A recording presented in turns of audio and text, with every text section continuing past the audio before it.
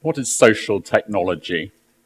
In Portobello, not far from the market, there's a little Italian restaurant, and I never learned how to cook. So I go there pretty much most days. And I was there last Tuesday, and there was a family of 4 people. I assume a mother, a father, and 2 kids. Kids were probably 7 to 8 years old. And the mother and the father were both sitting there on their phones. 2 kids had each had an iPad, and they were literally just staring at the screens in front of them. And the waitress, manageress, who's called Sylvia, came along, and she stood by the table for about 20 seconds.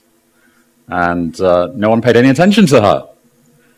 And after a while, the mother looked up and saw that she was there and grabbed the iPads from the children, one of whom started screaming the restaurant down. So she gave it back to him. And then she ordered. And then they sat back down. They went back to their phones and their iPads. And I don't think they spoke to each other throughout the whole meal. That is social technology.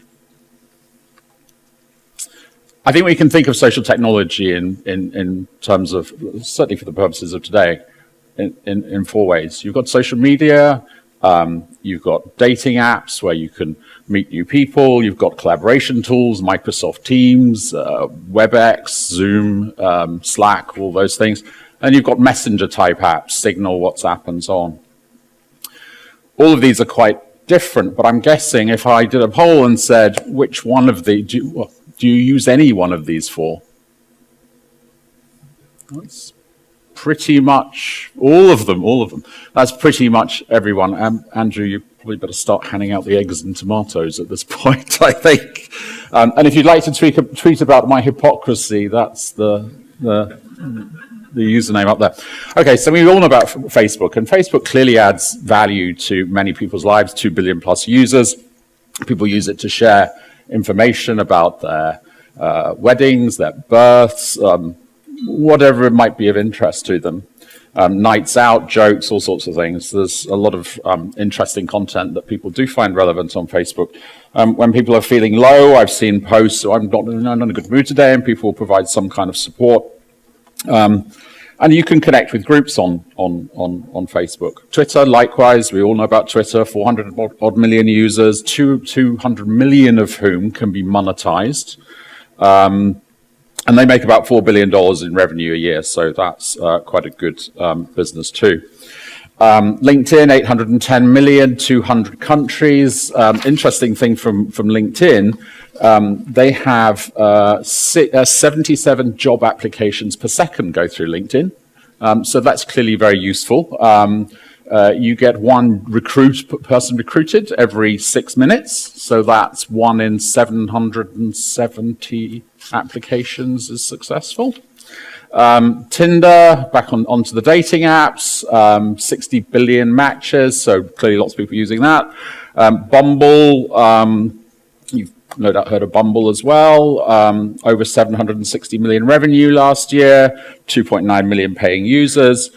These apps are widely used. If you log on to any of those apps in a big city, you'll have thousands and thousands of people you can swipe left or right on. Social media and dating apps are largely about meeting new people.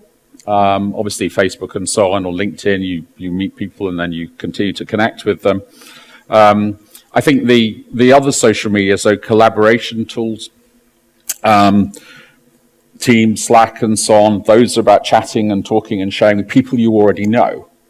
And Signal, WhatsApp, and iMessage, likewise, the connection there is with people we know. And obviously those apps also allow you to speak.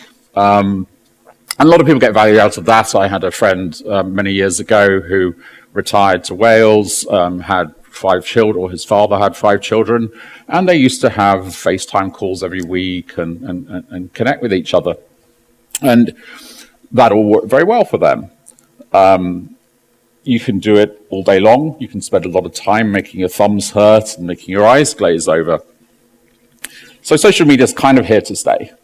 and social technology in general. There's a cost, however, to both society and the individual. I'd like to talk about that. Let's look at three of the strap lines. So Facebook, one of their lines is, Facebook helps you connect and share with the people in your life. LinkedIn, connect with people who can help. Tinder, connect with people everywhere. Endless possibilities. We've kind of normalized the idea that we can... Go on. We've normalized the idea that we can connect with people through these apps. And of course that is possible. We can all think of examples of where it works quite well, people who found jobs on LinkedIn and so on. Lockdown, those collaboration tools enabled businesses to carry on. They allowed people to stay connected to their offices when it otherwise would not have been at all possible. And we shouldn't take away from that. But I don't think that social technology has really kept its side of the connecting people bargain. And that's a huge challenge. And I think over time, as we've normalized this idea that, I can connect with lots of friends on these apps, we risk fooling ourselves that the connection we get is more meaningful than it actually is. So let's distinguish again between the two kinds of social technology. You've got the ones where you can interact with people you know and strangers, and you've got the FaceTime and WhatsApp and your collaboration in the office. So the first type, we can call them, it's not quite the right word, but I think it makes sense for today, public social technology. And then you've got private social technology, which you use in the office with people you know, or you connect with your friends on WhatsApp and Signal. The difficulties of private technology are, we'll talk about those in a second, because the difficulties with public technology are the same and more. So let's start with those. Obviously, you can access millions of people this way, but research says that despite the fact that we're all connected to Facebook and LinkedIn and all these other apps, research says that we're more lonely, more depressed, and overall experiencing a lower level of life satisfaction than we were before. And that's, we can pull statistics from anywhere, and I'm not going to quote any in particular, but that does seem to be the trend. Why is that?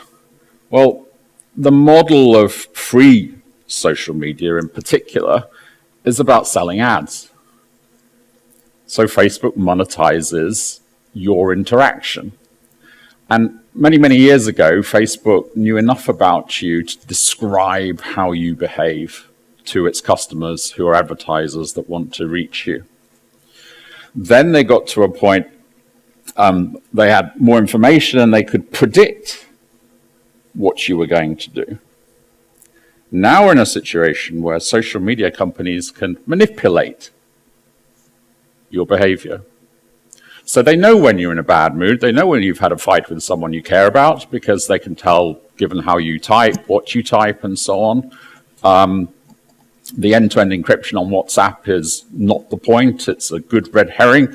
But WhatsApp can figure out all sorts of things from the metadata that goes around your message. So Facebook knows when you're in a bad mood. It knows when you're walking past a shoe shop. It knows from your past buying history that you really did want that pair of shoes, and bing, you'll get an ad. So Facebook really isn't in the business of giving you rich, meaningful conversations and connections. It's in the business of selling you ads.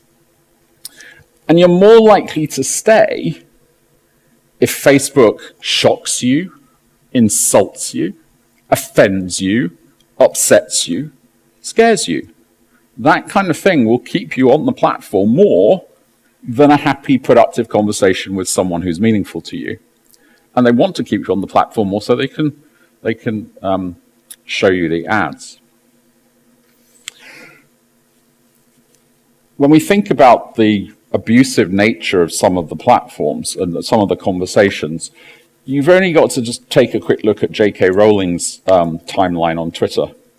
So clearly she's had a massively successful career. with her books and has changed the lives of many. But her Twitter timeline has become a battleground for the war between sex and gender. And if you go on there and just have a look at what people are commenting, it's really quite astonishing. And you don't need to have a side in that debate, I think, to see that there's a lot wrong with the quality of the discourse. I think this is a huge problem. Social media, social technology in general promised us a sort of richness of meeting new people, diversity, good conversations, and it just really isn't happening like that. More often than not, it's sort of angry people screaming at each other, not really saying anything particularly useful. They've put a very one side of themselves out there, and they're not able to engage with the wider questions in a meaningful and complex way.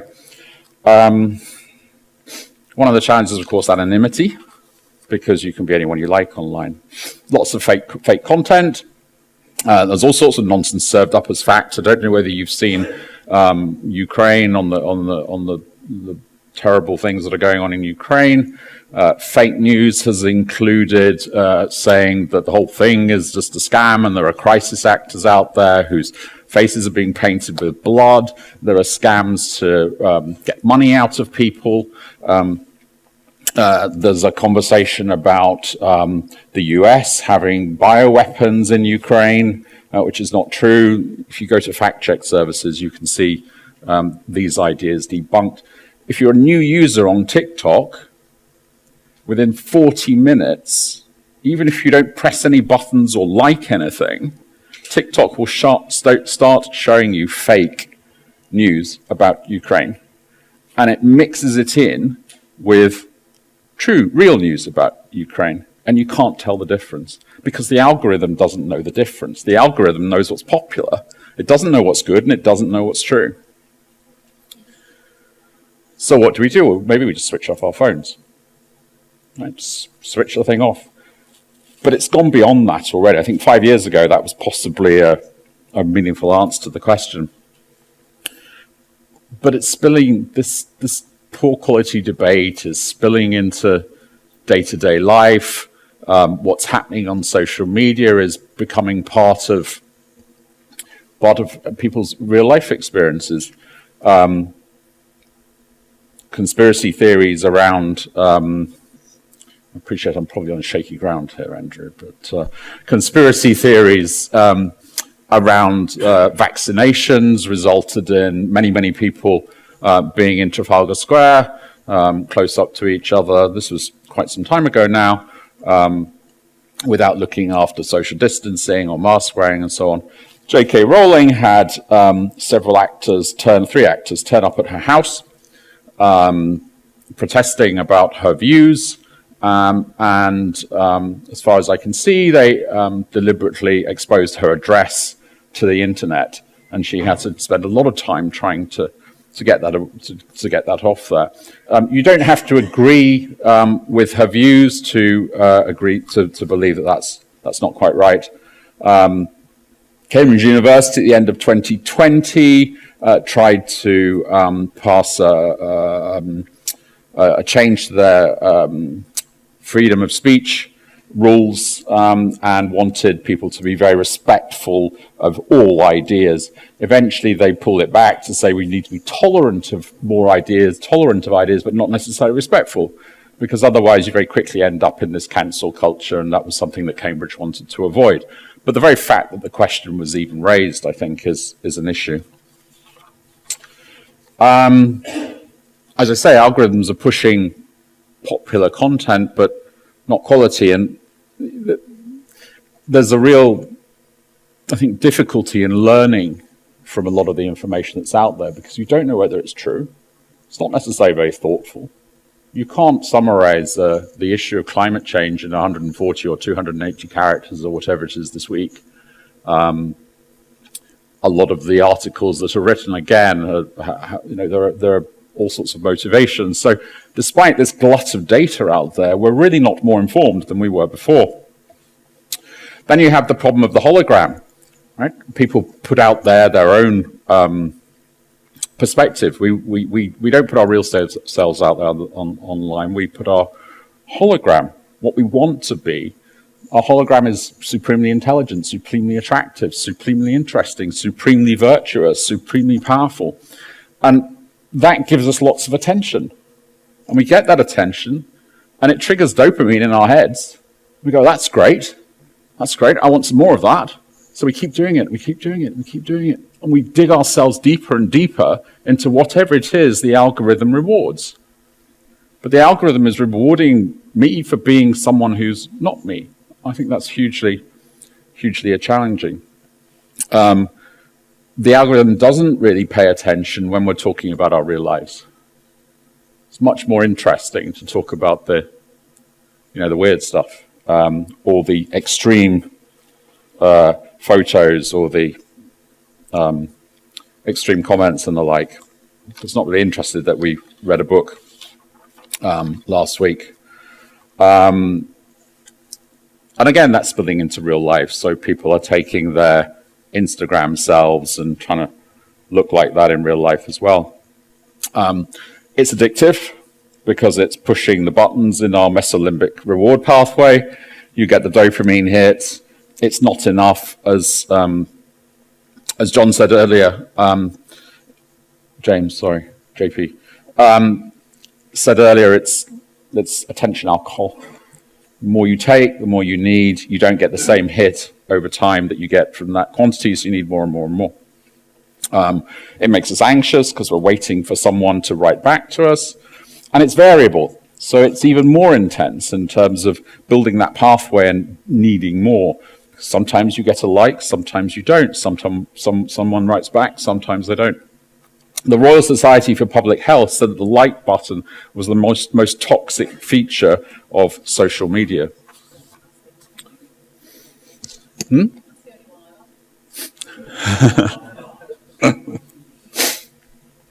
All sorts of problems with dating apps. People are abusive, they lie, they pretend to be something they're not. It's really that's quite a, don't have time to go into this too much, but that's quite a scary place to be as well. People can be quite aggressive when they're told no. You've got the whole problem of ghosting, which pushes people's buttons in terms of abandonment, which a lot of individuals struggle with. Well, it's quite a painful process. I think within dating apps as well, the ratio and the attitudes of certainly between men and women get amplified. So you have many women on there. Men are very masculine, shall we say, in their approach often. I've done some work on this with a friend, and we did an experiment, and we found in one case that a male profile was liked by 2 people and a comparable female profile was liked by 1,800 in a couple of hours. And also 100 guys paid money to send a direct message, and you can guess what they were attaching to their direct message. So the whole thing amplifies this disconnection in a difficult way, I think. You then got the issue of privacy. Free social media is built on our data. It's not free; it costs us an absolute fortune. But we're not really conscious of that. Let's see, 2 minutes. The sort of private social technology, less of an issue, I think, although what we're doing there is interacting with people we know in person, not in person, but through a machine. There's a fair amount of research that says when you have a meal with someone, break bread, you're building a connection, you're building trust. And actually, that connection and that trust is amplified if you order the same thing or you eat the same thing. So there's a very, very strong association there. There's a chap up at Liverpool University called Professor Sir Francis McGlone. He's an expert in touch. He will say that touch, physical touch, helps children to grow mentally, and is a very, very important thing for adults too. What can we do about all of this? It's very difficult, and it's also quite simple. I think we've got to get back to our real selves. We've got to spend time thinking about what we really want, not what the world wants us to want. That's absolutely crucial. There's clearly no answer, but when you look back at your life and you have an hour to live, and you look back at your life, will you really have been happy with the amount of time that you spent scrolling on social media? I suspect not. That stronger sense of self, that introspection and reflection, will of course allow you to navigate relationships and connections with other people more robustly, because if you know who you are, it's easier to know whom to stay in touch with and what kinds of conversations to have with them. Obviously spend more time face to face. Yeah, sure, use WhatsApp if you must, to understand, to connect with people, arrange things and so on. But being in person is such a different experience. And when you're talking to individuals and they are kind of in front of you, you get tone of voice, you get body language, you get eye contact. It's just much more human. So that's really important. And I think you can't manage your way. I know many people, myself included, have tried to limit the amount of time we spend on our phone, on the phone. It's really difficult. I don't think you can manage your way out of that. I think you've got to inspire your way out of it by thinking, okay, what do I really want to do in life? There's an excellent book by a chap called Oliver Burkeman called 4,000 Weeks. And that's a really good read because it'll put into context mortality and productivity, and you come away from that book thinking, how do I really want to spend my time? You don't need a task list management approach or any nonsense like that. There's someone called Emma Gannon. Emma Gannon wrote a book called Disconnected. She asks, I think, a really, really important question with which I'll close. And she says, she asks herself, is social media enhancing my real life? I think it needs to be a tool. It needs to be a servant. It shouldn't be an end in itself. And I perhaps rephrase that question into, how is it harming me or how is it limiting me? And how can I use it to enhance my life? Thank you.